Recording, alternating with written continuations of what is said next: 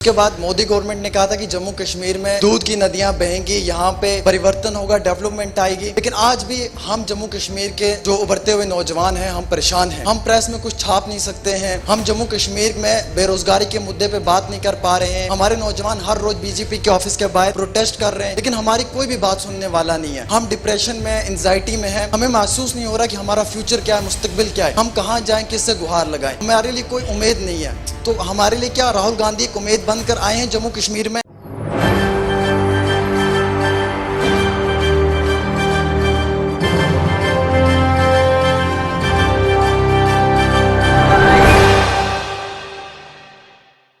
कर आती है कि आज हमारे देश के युवाओं को हाहाकार क्यों करनी पड़ती है, हमारे देश के युवाओं को रोजगार क्यों मांगना पड़ता है, हमारे देश के युवा लगातार जो है सरकार से भीख क्यों मांगते हैं, रोजगार रूपी। ये तमाम सवाल निकल कर आते हैं। लेकिन दर्शकों, आपसे मैं पूछना चाहता हूं, क्या सच में कश्मीर के युवाओं के साथ पक्षपात होता है? क्या सच में कश्मीर के युवाओं को रोजगार नहीं मिलता है? क्या सच में आज देश के प्रधानमंत्री धारा 370 को खत्म करने के बाद कश्मीर को भूल गए हैं? ये तमाम सवाल खड़े होते हैं। आज देखा जाता है कि भारत देश में जो तमाम राज्य हैं, उन राज्यों में युवा रोजगार के लिए नारे लगा देते हैं, ट्रेनों में आग लगा देते हैं, बड़े बड़े प्रोटेस्ट कर देते हैं, आंदोलन कर देते हैं, सरकार के खिलाफ नारेबाजी कर देते हैं। इसके बावजूद भी सरकार उनकी सुन लेती है, उनको कुछ हद तक जो है रोजगार दे देती है। लेकिन जब बात कश्मीर की आती है तो क्यों यहाँ पर जो है पक्षपात होता है, भेदभाव किया जाता है? लगातार मैं खबरों को पढ़ रहा हूँ, खबरों को देख रहा हूँ, भारत जोड़ो यात्रा लगातार देख रहा हूँ, वहाँ पर मुद्दे जो है कहीं ना कहीं सामने आ रहे हैं। और भारत जोड़ो यात्रा का सबसे अच्छा पॉइंट मैं आपको बता दूं यही है कि जमीनी स्तर के मुद्दों को खंगोल रहे हैं राहुल गांधी। जमीनी स्तर पर ये देख रहे हैं कि ऐसे कौन से मुद्दे हैं जिस पर बीजेपी सरकार ने पिछले 8 सालों से काम नहीं कर पाया है। और यही सबसे बड़ी बात है कि बहुत सारी चीजें जो है सामने निकल कर आ रही हैं। युवा रो भी लग रहे हैं, युवा अपनी बात भी कर रहे हैं, युवा अपनी दुखड़ा भी जो है सुना रहे हैं और ये भी कह रहे हैं कि हमारे साथ पक्षपात क्यों होता है।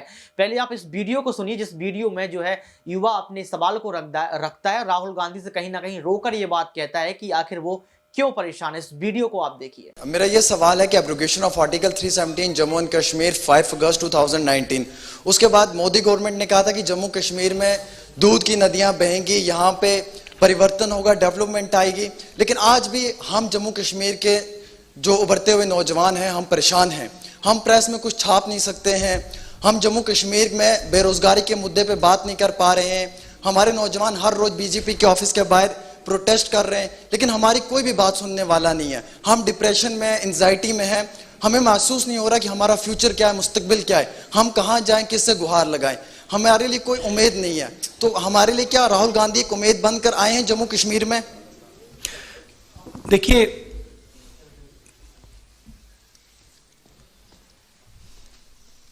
यहां पे लोगों से मैं मिल रहा हूं और सबसे खुल के मिल रहा हूं। सेंटिमेंट जो आपने रेज किया है वो सब लोगों के दिल में है। यहां पे युवाओं से बात करो तो वो अनएम्प्लॉयमेंट की बात करते हैं, फ्यूचर नहीं दिख रहा है, इंडस्ट्री नहीं है, जो किसान हैं उनको कोई सपोर्ट नहीं मिल रही। तो ये जो आप कह रहे हो बिल्कुल सही है। हमारा लक्ष्य, यात्रा का लक्ष्य लोगों की आवाज सुनने का है और जो लोगों के दिल में है उसको एम्प्लीफाई करने का है।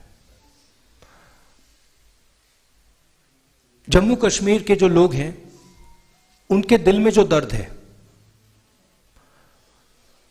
जो डिस्कंफर्ट है, जो आपने डिप्रेशन की बात की, उसको हम सुनने और समझने आए हैं। हम आपको सबको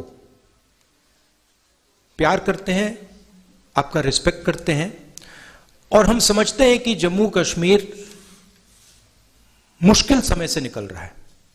हम यह भी चाहते हैं कि जो जम्मू और कश्मीर के बीच में बीजेपी ने खाई बनाई है, जिससे दोनों का नुकसान हुआ है, उसको ब्रिज किया जाए। और जो मैंने पहले बोला था, मोहब्बत की दुकान, एक दुकान नहीं, हजारों लाखों दुकान हम जम्मू कश्मीर में खोलना चाहते हैं, क्योंकि हम समझते हैं कि अगर आप एक साथ मिलकर रहोगे तो ये प्रदेश तेजी से, सॉरी प्रदेश नहीं, यूनियन टेरिटरी, ये यूनियन टेरिटरी आगे बढ़ सकती है। नफरत से कुछ नहीं होता है, हिंसा से कुछ नहीं होता है, कोई सोल्यूशन नहीं आ सकता है।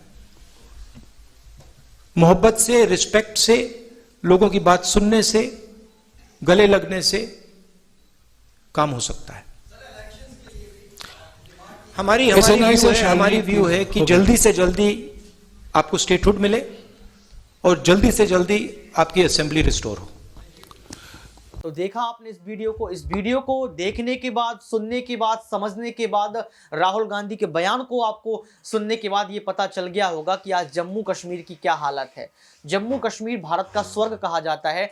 ये कहा जाता है कि अगर स्वर्ग कहीं देखना हो, अगर आपको अपनी जिंदगी में जीते हुए कहीं स्वर्ग देखना हो तो आप जम्मू कश्मीर चले जाइए। ये कहा जाता है, ये भी कहा जाता है कि जम्मू कश्मीर भारत का ताज है, सर है। और इसके बाद भी देखा जाता है कि आज जहां हम सिरमौर कहते हैं, जहां हम उसको स्वर्ग कहते हैं, उसी स्वर्ग में कहीं ना कहीं युवाओं का नर्क बना हुआ है। युवा कहीं ना कहीं रो रहे हैं उस रोजगार के लिए जिस रोजगार को सरकार आराम से पहुंचा सकती है, आराम से दे सकती है।